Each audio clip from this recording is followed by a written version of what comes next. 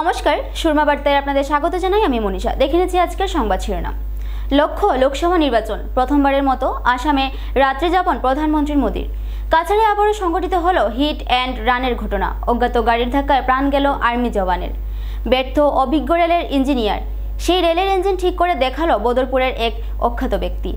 প্রথমবারের মতো করিমগঞ্জে আয়োজিত হচ্ছে প্রফেশনাল অ্যাসোসিয়েশন ক্রিকেট চ্যাম্পিয়নশিপ। অভিনব কায়দায় গাঁজা পাচার করতে গিয়ে পুলিশের হাতে গ্রেফতার বহিরাজ্যের দুই যুবক। লোকসভা নির্বাচনের প্রস্তুতি খতিয়ে দেখতে করিমগঞ্জ সফরে নির্বাচন কমিশনের আধিকারিক। অবৈধ মাটি পাচারের বিরুদ্ধে অভিযানে বন বিভাগ। 2 দিনের আসাম সফরে প্রধানমন্ত্রী নরেন্দ্র মোদী। যে কোনো দিন নির্বাচন কমিশন আসন্ন লোকসভা নির্বাচনের দিনক্ষণ ঘোষণা করে দিতে পারে। তার পূর্বেই দেশ জুড়ে ঝটিকা সফর জারি রেখেছেন। লোকসভা নির্বাচনে 400 সিটের লক্ষ্য রেখে নরেন্দ্র মোদী দেশ জুড়ে সফর করছেন।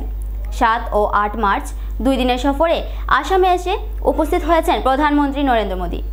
কাজিরাঙ্গাতে উপস্থিত হয়ে তিনি সেখানে জিপ সাফারিও করবেন।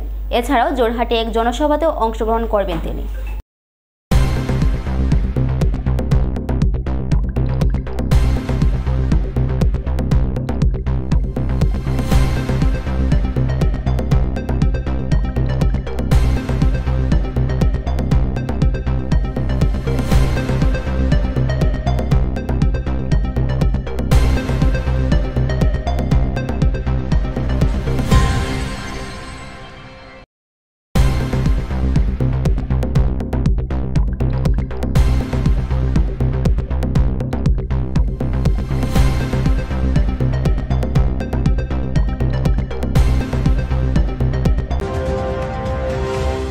কাছাড়ে ফের সংঘটিত হলো হিট অ্যান্ড রান কেসের ঘটনা।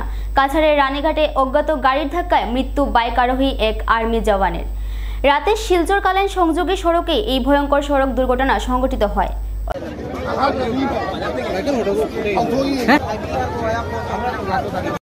অজ্ঞাত এক গাড়ি বাইক চালক আর্মি কর্মীকে সজোরে ধাক্কা মেরে ঘটনাস্থল থেকে পালিয়ে যায়। স্থানীয় লোকেরা ঘটনাস্থলে সড়কে মৃতদেহ প্রত্যক্ষ করে পুলিশকে খবর দিলে স্থানীয় পুলিশ ঘটনাস্থলে উপস্থিত হয়ে মরণোত্তর পরীক্ষার জন্য মৃতদেহটি শিলচর মেডিকেল কলেজে প্রেরণ করে। মুজাক্কির হোসেন নামে এই আর্মি জওয়ান বরখলার ভৈরবনগরের বাসিন্দা ছিল বলে জানা গেছে। তিনি মহারাষ্ট্রে কর্মরত ছিলেন। কিছুদিন পূর্বে এই আর্মি জওয়ান ছুটি কাটাতে ঘরে এসেছিলেন। বৃহস্পতিবার রাতে বাইক নিয়ে বাজার থেকে ঘুরে ফেরার সময় অজ্ঞাত গাড়ির ধাক্কায় প্রাণ যায় এই আর্মি জওয়ানের। ভারতীয় রেলের অভিজ্ঞ ইঞ্জিনিয়াররা নষ্ট ইঞ্জিন ঠিক করতে না পারলেও সেটা ঠিক করে দিল বদরপুরের এক সাধারণ মেকানিক্স। আসামের বদরপুর জংশনের 1 নং প্ল্যাটফর্মে দেখা গেল এক নজিরবিহীন ঘটনা। ভারতীয় রেলের এক উচ্চ আধিকারিকের স্পেশাল রেলের ইঞ্জিনে হঠাৎ এক সমস্যা দেখা দেয়। সকাল 8টা নাগাদ এই সমস্যা দেখা দেয় ইঞ্জিনে। টানা ঘণ্টাখানিক চেষ্টা করেও যখন অভিজ্ঞ ইঞ্জিনিয়াররা ঠিক করতে পারলেন না, তখন বদরপুরের একটি গ্যারেজে কর্মরত সাধারণ এক মেকানিক্স কমল দাসকে ডাকা হয়। রেলের উচ্চ পর্যায়ের আধিকারিকদের ডাকে সাড়া দিয়ে সাজ সরঞ্জাম নিয়ে বদরপুর রেল স্টেশনে গিয়ে হাজির হন কমল। দেখেই তিনি বুঝে নেন ইঞ্জিনের কোন পার্টসে সমস্যা হয়েছে। মাত্র আধ ঘন্টা সময়ের মধ্যেই ইঞ্জিন ঠিক করে দেন কমল দাস। তার এই কাজে প্রশংসা করেন রেলের আধিকারিকরা। এমনকি তখন রেলের আধিকারিকরা তার কাজ ক্যামেরাবন্দিও করেন। কমল দাস 7 বছর থেকে বিভিন্ন গ্যারেজে মেকানিক্যাল কাজ করে আসছেন। ভারতীয় রেলের ইঞ্জিনিয়ারদের করতে না পারা কাজ করায় কমলের প্রতিক্রিয়া জানতে চাইলে কমল বলেন তিনি খুব খুশি। পর্যাপ্ত পরিমাণে প্রশিক্ষণ না নিয়েও তিনি এতটুকু কাজ করতে পেরেছেন। তবে তার আক্ষেপ টাকা পয়সার অভাবে পড়াশোনা করতে পারেননি।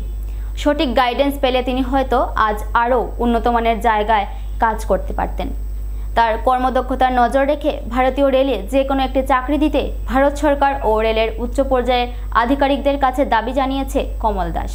জানা গেছে ওই দিন ভারতীয় রেলের উত্তর পূর্ব ভারত জোনের এক ডিআরএমের ইঞ্জিন নষ্ট হয়েছিল। ইন্টার ডিপার্টমেন্ট ক্রিকেট লিগ শুরু হচ্ছে করিমগঞ্জে। আসাম ক্রীড়া সংস্থা রাজ্যে বিভিন্ন বিভাগে কর্মরত কর্মীদের জন্য ইন্টার ডিপার্টমেন্ট লিগের ব্যবস্থা করে আসছে।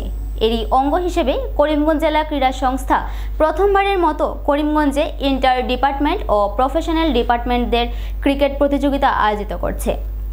জেলার জেলাশাসক কার্যালয়, স্বাস্থ্য বিভাগ, ব্যাংক, শিক্ষা বিভাগ সহ সাংবাদিক সংস্থা সহ প্রায় 13টি দল এই খেলায় অংশগ্রহণ করছে। বিভিন্ন দলগুলোকে সরকারি স্কুলের খেলার মাঠে প্র্যাকটিস করতেও দেখা গেছে। এই খেলার 13টি দলকে 4টি গ্রুপে ভাগ করে লিগ ভিত্তিক খেলা হবে। খেলাকে আকর্ষণীয় করে তুলতে ফ্লাড লাইটের নিচে খেলাটি হবে বলে জেলা ক্রীড়া সংস্থার সচিব সুদীপ চক্রবর্তী জানান। খেলাটিতে 90,000 টাকার নগদ পুরস্কার তুলে দেওয়া হবে। প্রয়াত জয়শ্রী দাসের স্মৃতিতে ওনার পুত্র আদিত্য বিজয় দাস পুরস্কার সহ প্রাইজ মানিগুলো স্পন্সর করবেন বলেও জানা গেছে। 13 তারিখ এই প্রফেশনাল লিগের শুরু হবে এবং 22 তারিখ ফাইনালের মাধ্যমে প্রতিযোগিতার সমাপ্তি হবে। জেলা ক্রীড়া সংস্থার পক্ষ থেকে করিমগঞ্জবাসীকে প্রফেশনাল ক্রিকেট লিগ মাঠে বসে উপভোগ করার জন্য আহ্বান জানান। 2 বছর থেকে Assam cricket association inter departmental খেলা শুরু করে থাকে এবং বর্তমানে বিভিন্ন বিভাগে ক্রীড়ার প্রতি যারা বিভাগীয় আধিকারিকরা ক্রীড়ার প্রতি মনোভাব রাখেন, ওনারা খেলোয়াড়দেরকে কন্ট্রাকচুয়াল চাকরিও দিচ্ছেন এবং তাদের টিম তৈরি করছেন। আমরা প্রথমবার এবার আমরা ইন্টার ডিপার্টমেন্ট এবং ইন্টার প্রফেশনাল অ্যাসোসিয়েশন যেগুলো আছে তাদেরকে নিয়ে খেলা করার আমরা যখন চিন্তা ভাবনা করি, প্রথম আমি আর আমার সভাপতি মহোদয় এই ব্যাপারে আলোচনা করার জন্য করিমগঞ্জ জনস্বাস্থ্য কারিগরি বিভাগের কার্যবাহী অভিযন্তা অশোক বিজয় দাসের সঙ্গে আমরা আলাপ করি। আমরা ডিস্ট্রিক্ট কমিশনার সঙ্গে আলাপ করি, অ্যাসিস্ট্যান্ট কমিশনার রূপক মজুমদারের সঙ্গে আলাপ করি, আমরা এসপি করিমগঞ্জের সঙ্গে আলাপ করি এবং তারপর আমাদের কাছে অত্যন্ত আনন্দের ব্যাপার হয় যে অশোক বিজয় দাসের পুত্র আদিত্য বিজয় দাস, যিনি আজকে আমাদের মধ্যে উপস্থিত আছেন, উনি ওনার প্রয়াত মাতা জয়শ্রী দাসের স্মৃতিতে এই টুর্নামেন্টটি স্পন্সর করার জন্য আগ্রহ প্রকাশ করেন। আমরা জেলা ক্রীড়া সংস্থা পরিবার ওনার কাছে এবং ওনার পরিবারের কাছে আমরা কৃতজ্ঞ যে এই টুর্নামেন্টটা স্পন্সর করার জন্য উনি এগিয়ে এসেছেন। আর তারপর যেভাবে সভাপতি বলছেন যে এই স্বল্প সময়ের মধ্যে 13টি প্রতিষ্ঠান আমাদের এই খেলায় অংশগ্রহণ করেছে। 2টো প্রতিষ্ঠান, একটা প্রতিষ্ঠান NF রেলওয়ে, তারা খুব ইচ্ছুক ছিল, কিন্তু যেহেতু তাদের এই জায়গায় লামডিংয়ে তাদের খেলা চলছে, ডিপার্টমেন্টাল খেলা, তাই তারা অংশগ্রহণ করতে পারেনি, এক টাইম চলছে। আর পোস্টাল ডিপার্টমেন্ট, কিন্তু পোস্টালের ডিভিশনটা শিলচর বেস, সেই শিলচরের প্লেয়াররা খেললে আমরা যে উদ্দেশ্য নিয়ে করিমগঞ্জ ভিত্তিক আলোচনা করেছি, তাই ওনারা করিমগঞ্জে ওনাদের পুরো সম্পূর্ণ টিম না থাকার দরুন ওনারা দিতে পারেননি। কিন্তু বাকি যে 13টা টিম এসেছে, এটা অত্যন্ত অভূতপূর্ব যে ডিস্ট্রিক্ট অ্যাডমিনিস্ট্রেশন বা সুপারিনটেন্ডেন্ট অফ পুলিশ, হেলথ, এই টিমগুলো থাকবে আমরা জানতাম, এডুকেশনের টিম থাকবে আমরা জানতাম, প্রেসের 2টো টিম আছে আমরা জানতাম এগুলো থাকবে। কিন্তু ডিস্ট্রিক্ট সেশন অ্যান্ড জুডিশিয়াল জাজ, ডিস্ট্রিক্ট সেশন জাজ থেকে ওনাদের কার্যালয় থেকে সেশন জাজ নিজে উৎসাহ নিয়ে উনি চিঠি পাঠিয়েছেন। ওনাদের একটা দল আছে হেলথের, আমরা ফ্যামিলি ওয়েলথ ন্যাশনাল হেলথ মিশনের দল আছে আমরা জানি, কিন্তু ডাক্তাররা মিলে এবং করিমগঞ্জের স্বনামধন্য ডক্টর রাজশেখর চক্রবর্তী, ডক্টর গালি, ওনারা মিলে হেলথ অ্যান্ড ফ্যামিলি ওয়েলথ থেকে ওনাদের দল দিয়েছেন। ওনারা নিয়মিত কালকে দেখছি ওনাদেরকে এখানে ওনারা অনুশীলন পর্যন্ত করছে। PHED দিয়েছে, করিমগঞ্জ মিউনিসিপ্যালিটি দিয়েছে, টাউন অ্যান্ড কান্ট্রি প্ল্যানিং এবং ডেভেলপমেন্ট অথরিটি দিয়েছে। আমাদের সঙ্গে ব্যাংকার্স অ্যাসোসিয়েশন, যারা বিভিন্ন ব্যাংকের চাকরি যারা করছেন, তারা মিলে ব্যাংকার্স থেকে, তারা ব্যাংকার্স অফ করিমগঞ্জ হিসেবে তারা একটা দল দিয়েছেন। Land port authority of India দল দিয়েছে। এডুকেশন আর এই কথা তো বললাম। এইভাবে টোটাল 13টা দল আমাদের এই খেলায় রয়েছে। আমরা আগামী 13 তারিখ এই খেলার শুভারম্ভ করতে যাচ্ছি। আমরা ইতিমধ্যে 11 তারিখ আমাদের সুপার ডিভিশন শেষ হবে, সেটাও ডে নাইট হচ্ছে। আর 12 তারিখ থেকে দিনের বেলা আমাদের বি ডিভিশন শুরু হবে। সন্দীপন পাল স্মৃতি বি ডিভিশন হবে, যেটা সুখেন্দু বিকাশ পাল মহোদয় ওনার প্রয়াত পুত্রের স্মৃতিতে স্পন্সর করে থাকেন। আর বি ডিভিশন এটা 12 তারিখ দিনের থেকে শুরু হবে, আর 13 তারিখ বিকেলবেলা থেকে ফ্লাড লাইটের নিচে আমরা এই খেলাগুলো শুরু করব। যেহেতু কোড অফ কন্ডাক্ট এবং ইলেকশন সামনে আছে, সেইগুলো লক্ষ্য রেখে আমরা প্রতিদিন 2টো খেলা করছি। একটা খেলা 4টায় টাইম দিয়েছি, টস করে যেটা শুরু হতে হতে আরও আধা ঘন্টা যাবে, আর সেকেন্ড খেলা 7টা থেকে শুরু হবে। আমরা প্রথমেই যে প্রাইজগুলো এখান থেকে দেওয়া হচ্ছে আমি জানাচ্ছি। আমাদের টোটাল 13টা, আমরা প্রথমে এটা নকআউট ভেবেছিলাম। আমরা ডিপার্টমেন্টগুলোর কাছেও কৃতজ্ঞ, যারা শুধু যে দল দিয়েছেন তা নয়, আমরা ওনাদেরকে আগ্রহ করেছিলাম যে আমরা বল প্রোভাইড ডিএসএ থেকে করা হবে, কিন্তু যেহেতু আমরা ফ্লাড লাইটে করবো, ডিএসএর আর্থিক ব্যবস্থাও এরকম নয়, তাই আমরা এটার এন্ট্রি ফি 15,000 রেখেছিলাম, এবং 15,000 এন্ট্রি ফি দিয়ে যেহেতু দলগুলো অংশগ্রহণ করেছে, তাই আমরা শুধু একটা খেলা যাতে না হয় সেটাকে চিন্তায় রেখে সেটাকে নকআউট না করে আমরা লিগ হিসাবে নিয়ে গেছি, গ্রুপ করে নিয়েছি। 4টা গ্রুপ আছে, 3টা গ্রুপ, আর একটা গ্রুপে 4টা দল আছে। প্রত্যেক গ্রুপের চ্যাম্পিয়নরা 4টা দল মিলে সেমিফাইনাল এবং ফাইনাল হবে। তা এই টোটাল খেলা আপ টু মানে গ্রুপ লেভেল থেকে ফাইনাল পর্যন্ত 18টা খেলা আছে। সেই 18টা খেলাতেই মেমেন্টো তো থাকবে প্লেয়ারদের জন্য, যারা প্লেয়ার অফ দ্য ম্যাচ হবেন, কিন্তু প্রত্যেককে জেলা ক্রীড়া সংস্থা এই বছর প্রথম ডিপার্টমেন্টাল লিগ খেলা, ক্রিকেটের T20 লিগ খেলা এবছর প্রথম শুরু করছে। এই খেলা আসামের মধ্যে শুধু এসিএ করিয়া থাকে। এরপর মনে হয় আমার যে এটা করিমগঞ্জ জেলা ক্রীড়া সংস্থায় ডিস্ট্রিক্ট পর্যায়ের প্রথম এই খেলা চালু করছে। জয়শ্রী দাস স্মৃতি প্রাইজ মানি ক্রিকেট কম্পিটিশন। যাত্রী সেজে শরীরে গাঁজার প্যাকেট বেঁধে পাচারের মুখে বহিরাজ্যের 2 যুবক আটক আসামের চুড়াইবাড়িতে। অভিনব কায়দায় যাত্রী সেজে শরীরে নিষিদ্ধ গাঁজার প্যাকেট বেঁধে বহিরাজ্যের পাচারের মুখে 2 যুবক ধরা পড়ল আসামের চুড়াইবাড়ি ওয়াচ পোস্ট পুলিশের হাতে। এ কাণ্ডে ধৃত মোহাম্মদ শাহনাজ, মোহাম্মদ ইউসুফ নামের 2 যুবককে আটক করে। 2 জনই বিহারের বাসিন্দা। জানা গেছে, ত্রিপুরার আগরতলা থেকে গুয়াহাটিগামী সীমা ট্রাভেলসের 900 বাসে চেপে নিজ গন্তব্যে পৌঁছার মতলবে ছিল তারা। গাড়িটি চুড়াইবাড়িতে পৌঁছালে দলবল নিয়ে তল্লাশি করেন গেট ইনচার্জ প্রণব মিলি। এতে উক্ত গাড়িতে যাত্রী সেজে বসে থাকা 2 যুবকের শরীরে তল্লাশি করলে তাদের দেহে বাঁধা অবস্থায় 5 প্যাকেটে প্রায় 12 কেজি শুকনো গাঁজা উদ্ধার হয়, যার কালোবাজারি মূল্য অনুমানিক 2 লক্ষাধিক টাকার মতো হবে। এ কাণ্ডে ধৃতদের বিরুদ্ধে সুনির্দিষ্ট ধারায় মামলা রুজু করে তদন্ত শুরু করেছে পুলিশ। ত্রিপুরা থেকে ভানুচন্দ্রের প্রতিবেদন। বরাক সফরে নির্বাচন কমিশনের আধিকারিক। আসন্ন লোকসভা নির্বাচন নিয়ে প্রশাসনিক প্রস্তুতি খতিয়ে দেখতে করিমগঞ্জে এসে উপস্থিত হলেন নির্বাচন কমিশনের এক আধিকারিক। করিমগঞ্জে উপস্থিত হয়ে প্রথমে ভোট গণনা কেন্দ্র ও ইভিএম রাখার স্থান ঘুরে দেখেন। তারপর জেলা শাসকের কার্যালয়ের কনফারেন্স হলে জেলা প্রশাসনের আধিকারিক ও পুলিশ আধিকারিকদের সাথে বৈঠকে বসে নির্বাচন নিয়ে জেলা প্রশাসনের প্রস্তুতি খতিয়ে দেখেন।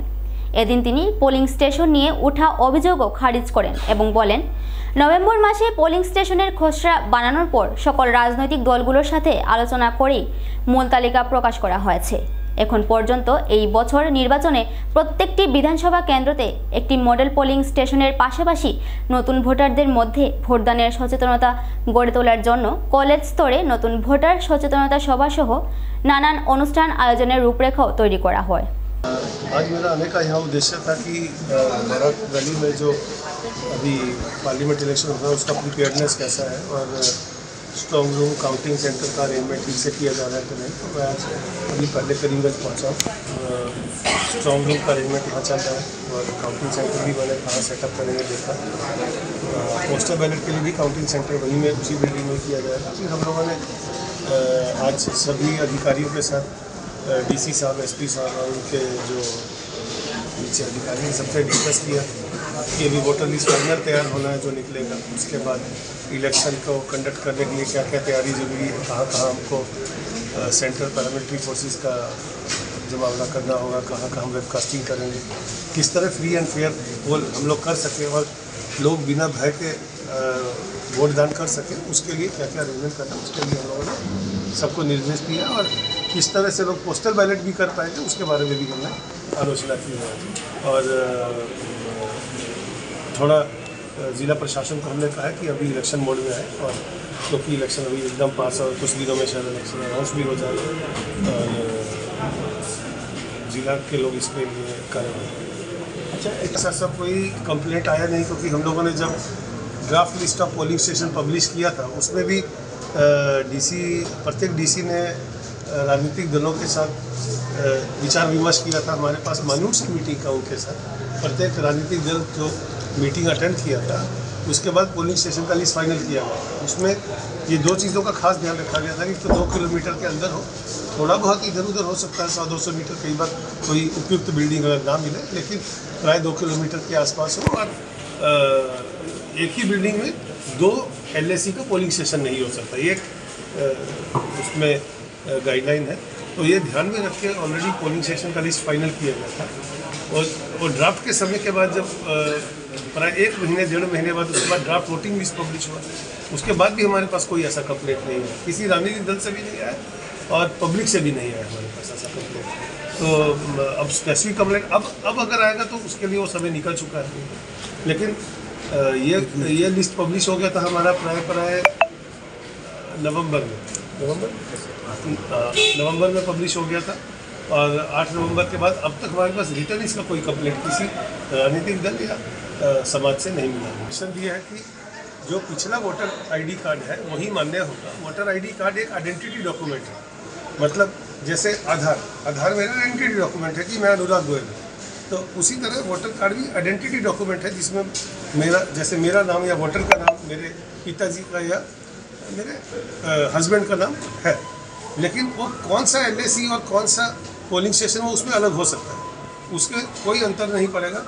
और आप लोग जानते हैं कमीशन उसके अलावा भी 13 और डॉक्यूमेंट अलाउ करता है जिस आप लेके जा सकते हैं, लेकिन कमीशन ने बड़ा क्लियरली कहा है कि जो पुराना वोटर कार्ड है वो आइडेंटिटी डॉक्यूमेंट की तरह आप यूज़ कर सकते हैं।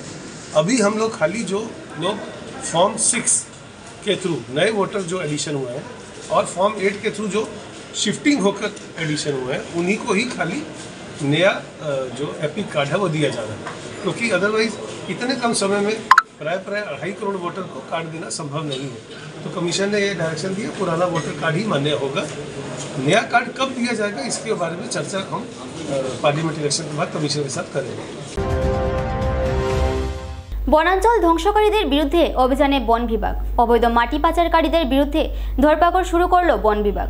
করিমগঞ্জ বন বিভাগ বন ধ্বংসকারীদের বিরুদ্ধে নানান অভিযান চালালেও লাল মাটি পাচারকারীরা রাতের করিমগঞ্জে ট্রাক বোঝাই গাড়ি নিয়ে অবৈধভাবে করিমগঞ্জ শহর জুড়ে দৌরাত্ম্য চালাতে থাকে। পাহাড় কেটে মাটি বোঝাই গাড়ি শহরের মধ্য দিয়ে পাচার হতে থাকে, যার দরুন বনাঞ্চল ধ্বংস হওয়ার পাশাপাশি সরকারের রাজস্ব মার খাচ্ছে।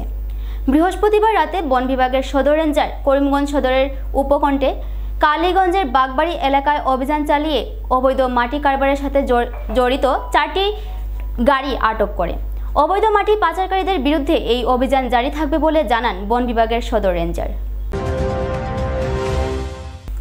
এবারে নিয়ে নিচ্ছি ছোট্ট একটা বিজ্ঞাপন বিরতির সঙ্গে থাকুন। আনন্দ সংবাদ, আনন্দ সংবাদ, আনন্দ সংবাদ। উচ্চ ও গুণগত মানের শিক্ষা পরিষেবা নিয়ে করিমগঞ্জে যাত্রা শুরু করল প্রণবানন্দ বিদ্যা মন্দির। আপনি কি আপনার বাচ্চার পড়াশোনা নিয়ে চিন্তায় আছেন? এবার আপনাদের চিন্তা দূর করতে গুণগত শিক্ষা নিয়ে করিমগঞ্জে যাত্রা শুরু করল প্রণবানন্দ বিদ্যা মন্দির। প্রথমবারের মতো টাটা ক্লাস এইজের মাধ্যমে স্মার্ট ক্লাসের সুবিধা নিয়ে এসেছে প্রণবানন্দ বিদ্যা মন্দির। 18 ডিসেম্বর থেকে সোম থেকে শনিবার সকাল 9:30 ঘটিকা থেকে 2 ঘটিকা অবধি স্কুল প্রাঙ্গণ থেকে ভর্তি ফর্ম সংগ্রহ করতে পারবেন। আমাদের ঠিকানা আজাদ সাগর রোড, করিমগঞ্জ। যোগাযোগ নম্বর 7570573632 9859147414। আপনি ঘর বানিয়েছেন, ঘরের রং নিয়ে চিন্তা করছেন? চিন্তার দিন শেষ। করিমগঞ্জের মিশিতা পেইন্টস ডিউলাক্স কোম্পানির বিভিন্ন রকমের রঙের সম্ভার নিয়ে উপস্থিত হলো। বিশ্বাসের অপর নাম deluxe. Let's colour with deluxe. আমাদের ঠিকানা স্টেশন রোড, করিমগঞ্জ, বিশাল মেগামার্টের সম্মুখে।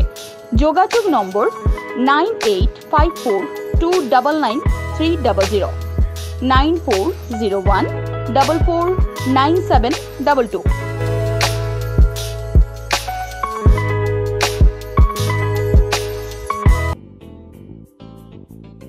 বিভিন্ন আধুনিক ও আকর্ষণীয় টাইলসের সম্ভার নিয়ে উপস্থিত প্রিয়া টাইলস। আপনার ঘরকে অতি সুন্দরভাবে সাজিয়ে তুলতে আজই আমাদের দোকানে চলে আসুন এবং নিয়ে যান অত্যাধুনিক টাইলস। আপনার পছন্দের সব ধরনের টাইলস আমাদের এখানে উপলব্ধ রয়েছে।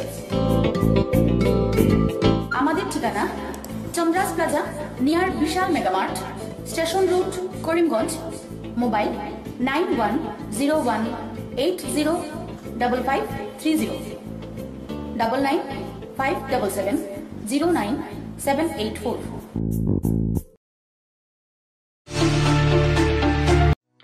আপনি কি শ্বাসকষ্ট, বুকে ব্যথা, পিঠে ও কোমরে যন্ত্রণা, হাতে পায়ে ঝিনঝিন করা, মাথা ব্যথা সহ হার্ট বাইপাস সার্জারি, কিডনিজনিত বিভিন্ন রোগে ভুগছেন? তাহলে আর চিন্তা নেই। এবার থেকে করিমগঞ্জের নিউ লাইফলাইন হসপিটাল এ আয়ুষন্দ্রা সুপার স্পেশালিটি হসপিটাল গুয়াহাটির বিশেষজ্ঞ ডাক্তাররা রোগী দেখতে করিমগঞ্জে উপস্থিত হবেন। 12 মার্চ রোগী দেখবেন ডক্টর সিমরনজিৎ সিং। 14 মার্চ রোগী দেখবেন হৃদরোগ বিশেষজ্ঞ ডক্টর আদিত্য ভাস্কর। 15 এবং 16 মার্চ রোগী দেখবেন ডক্টর বি শ্রী হর্ষা। রোগী দেখতে করিমগঞ্জে উপস্থিত হবেন। আমাদের ঠিকানা new lifeline hospital and research centre. অগ্রিম বুকিং এর জন্য যোগাযোগ করুন 7399195391, 9678806896, 9854135470। আনন্দ সংবাদ, আনন্দ সংবাদ।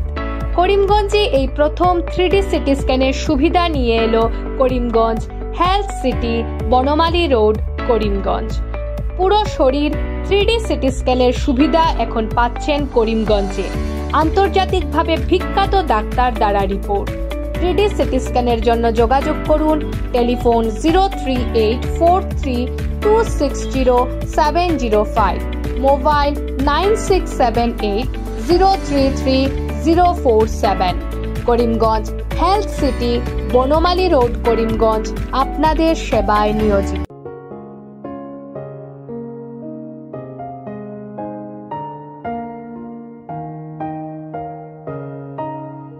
চিকিৎসা সেবায় নতুনত্ব নিয়ে হাজির নিউ লাইফলাইন হাসপাতাল।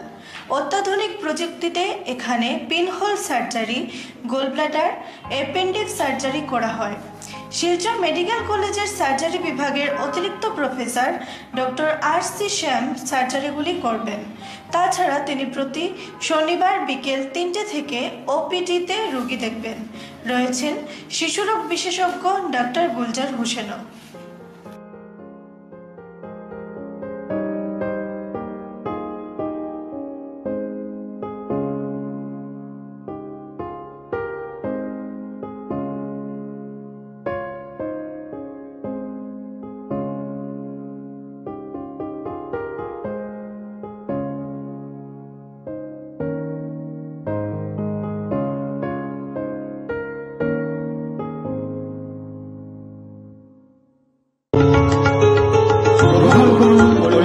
হোলসেল কোঅপারেটিভ স্টোর্স তথা সহযোগীর আন্তরিক অভিনন্দন।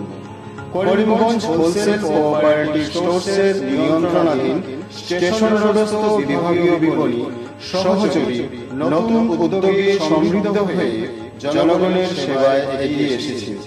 তুলনামূলক কম মূল্যে নিত্য প্রয়োজনীয় দ্রব্য সামগ্রীর যোগান অব্যাহত রাখতে সহযোগী কর্তৃপক্ষ বদ্ধপরিকর। জেলার সমবায় আন্দোলনকে জোরদার করে তোলার ক্ষেত্রে করিমগঞ্জ হোলসেল কোঅপারেটিভ স্টোর্স তথা সহযোগী কর্তৃপক্ষ সকলের আন্তরিক ও সক্রিয় সহযোগিতা কামনা করে। নতুন আঙ্গিকে বাস্তব পরিকল্পনা নিয়ে সহযোগী স্টেশন রোড, করিমগঞ্জ আপনাদের সেবায় সদা প্রস্তুত। আপনি কি পেট সংক্রান্ত সমস্যায় ভুগছেন? চিন্তার দিন শেষ। কলকাতা বিখ্যাত গ্যাস্ট্রো সুপার স্পেশালিস্ট ডক্টর প্রশান্ত দেবনাথ রোগী দেখতে আসছেন জীবনজ্যোতি হসপিটালে। লিভারের সমস্যা, অ্যাসিডিটি, বদহজম, জন্ডিস, পেটে ব্যথা, গ্যাসের সমস্যা, পিত্তথলিতে পাথর, অশ্বরোগ, প্যানক্রিয়াটাইটিস সহ অন্যান্য পেটের সমস্যা দূরীকরণে জীবনজ্যোতি হাসপাতালে কলকাতা বিখ্যাত মেডিকা সুপার স্পেশালিস্ট হাসপাতালের ডাক্তার প্রশান্ত দেবনাথ আগামী 13ই ফেব্রুয়ারি রোগী দেখবেন। আমাদের ঠিকানা জীবনজ্যোতি হসপিটাল, নিলামবাজার, দুর্গানগর রোড, দাসগ্রাম, করিমগঞ্জ, আসাম। রোগী দেখার তারিখ 13ই ফেব্রুয়ারি 2024। বুকিংয়ের জন্য আজই যোগাযোগ করুন 7637062954 এবং 7637062955 এই দুটি নাম্বারে।